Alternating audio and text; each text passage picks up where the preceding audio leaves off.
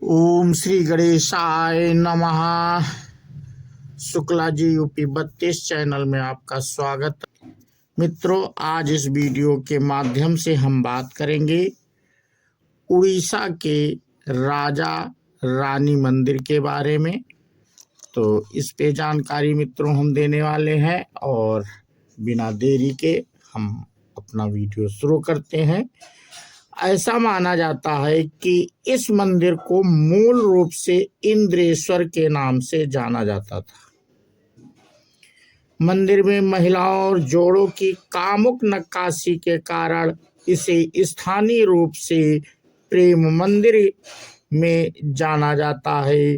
राजा रानी मंदिर दो संरचनाओं के साथ एक ऊंचे मंच पर पंचरथ शैली में बनाया गया है।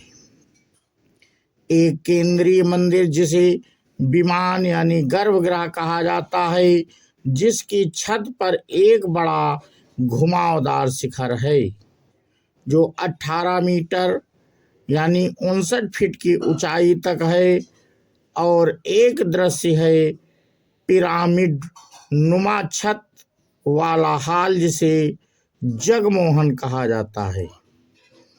मंदिर का निर्माण स्थानीय रूप से राज रानी कहे जाने वाले हल्के लाल और पीले बलुआ पत्थर से किया गया था। गर्भगृह के अंदर कोई चित्र नहीं है और इसलिए यह हिंदू धर्म के एक विशिष्ट संप्रदाय से जुड़ा नहीं है, लेकिन व्यापक रूप से आलों के आधार पर शैव के रूप में वर्गीकृत किया गया है। मूर्तिकला स्थापत्य शैली के आधार पर यह मंदिर 11वीं शताब्दी के मध्य का है।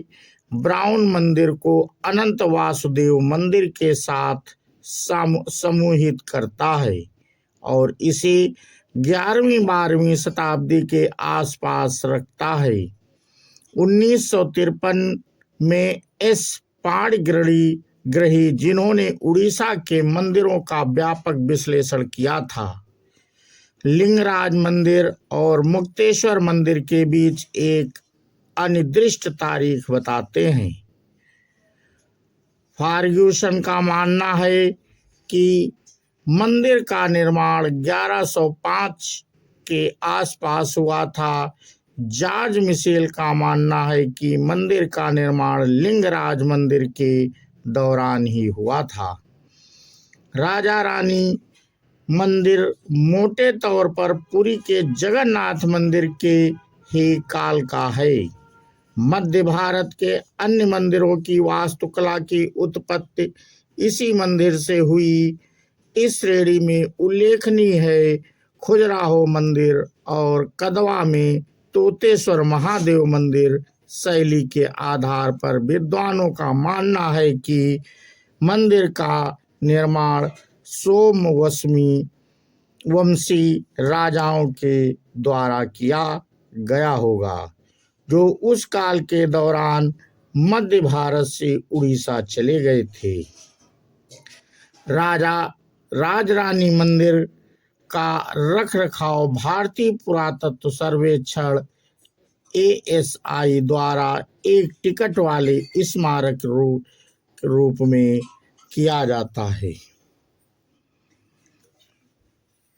उड़ीसा के मंदिरों के दो भाग होते हैं, अर्थात गर्भगृह देउल या विमान, और दूसरा वह स्थान है जहां से तीर्थयात्री गर्भगृह को देखते हैं, जिसे जगमोहन कहा जाता है।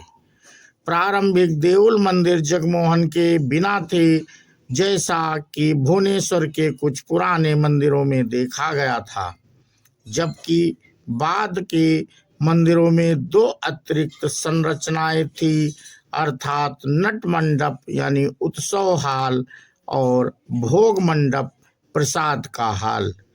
विमान योजना में वर्गाकार है और दीवारें विभिन्न प्रकार की हैं, जिन्हें रथ या पगास कहा जाता है, जिसे मस्तका भी कहा जाता है।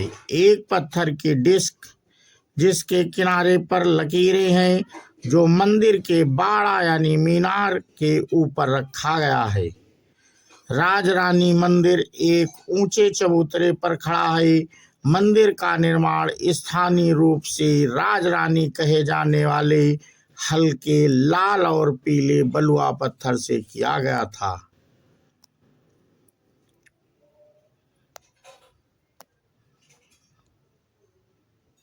यह जगमोहन हालांकि एक पिरामिड संरचना का प्रदर्शन करता है, फिर भी इसे अपने आप में एक संपूर्ण संरचना का दर्जा प्राप्त करना बाकी है। इसमें 1903 में की गई मरम्मत के चिन्ह मौजूद हैं। यह खंडहर में तब्दील हो गया था।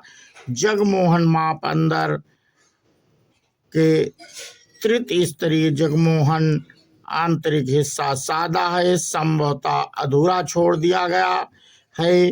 पहले के मंदिरों में मौजूद आयताकार मंदिरों की तुलना में जगमोहन योजना का वर्गाकार है। और मित्रों, इसका धार्मिक महत्व इतिहासकार एम गांगुली खुरा पृष्ठा यानी ऊपरी चबूतरा की जांच की, जो अपनी पंखुड़ियों के साथ कमल की तरह खुदी हुई हैं और मंदिर को संभवतः विष्णु को समर्पित बताया गया है। भुवनेश्वर में अधिकांश शिव मंदिरों के नाम ईश्वर जैसे परशुरामेश्वर, ब्रह्मेश्वर और मित्रेश्वर के साथ समाप्त होते हैं, लेकिन राजरानी मंदिर का एक अजीब नाम है और इसमें गर्भगृह के अंदर किसी भी देवता की कोई छवि नहीं है। मंदिर की कुछ विशेषताएं हैं।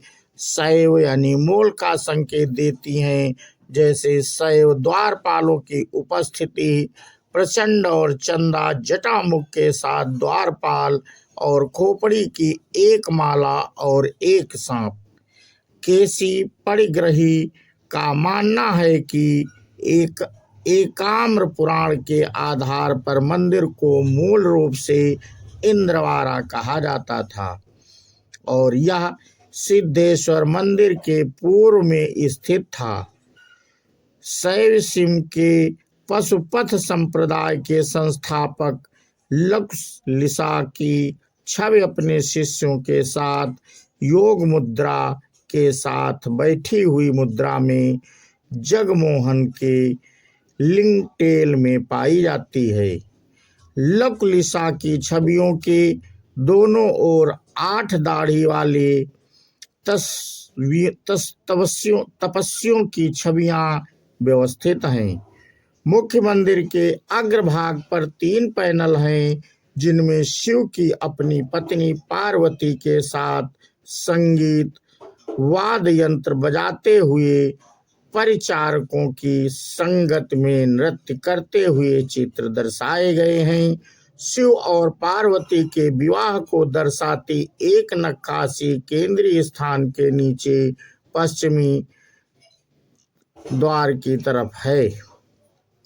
प्रवेश द्वार पर नाग और नागिनी की उपस्थिति के कारण स्थानीय मान्यता बन गई कि यह राजा और रानी हैं जो मंदिर से जुड़े हुए हैं, जिसके कारण इसका नाम राजरानी पड़ा। लेकिन इस मान्यता को स्वीकार नहीं किया जा सकता। इतिहासकार। तो मित्रों, आज हम राजरानी मंदिर के बारे में जानकारी दे रहे थे। आपको ये जानकारी कैसी लगी हमें कमेंट करके अवश्य बताएं। बोलो शिव शंकर भगवान की जय हो, विष्णु भगवान की जय हो, माँ पार्वती की जय हो। जय हिंद, जय भारत, वंदे मातरम।